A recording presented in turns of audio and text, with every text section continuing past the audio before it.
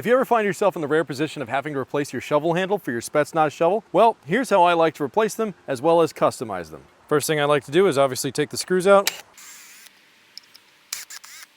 and then just pop that handle out, slide a new handle, make sure that's nice and flat right there. Should be a tight fit. That's tight right there. In fact, I can shake this and it's not going to come off, and I still don't have the screws in yet.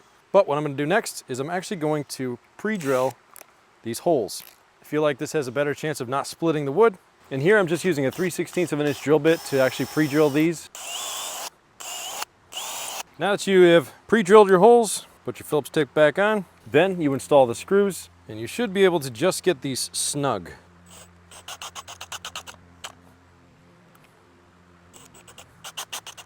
So that handle's on there now, looking pretty good.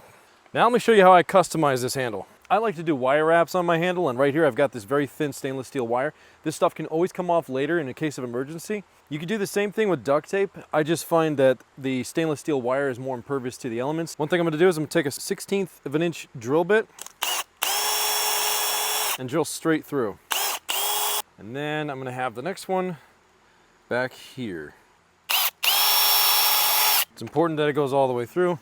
So you can use a vise for this, but I just put a screw inside of a stump, wrap my wire around, and I walked out about 50 feet and then only rolled in about 45 feet of wire. Stick the end of your wire in your first 1/16 inch hole, and for your first wrap, don't pull too hard, otherwise you're gonna pull it back out. But after a wrap or two, pull harder and keep that tension very consistent and keep the wire even. And now, when you get to the end, as I have here, you're gonna trim this here. You're gonna double this back through. You're gonna pop out on the other side. Then with a pair of pliers, you're gonna yank that sucker as hard as you can.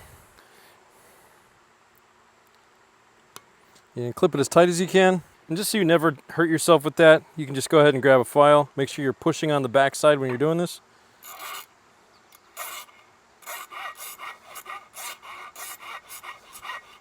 There you go. Now you got 45 feet of stainless steel tie wire whenever you need it.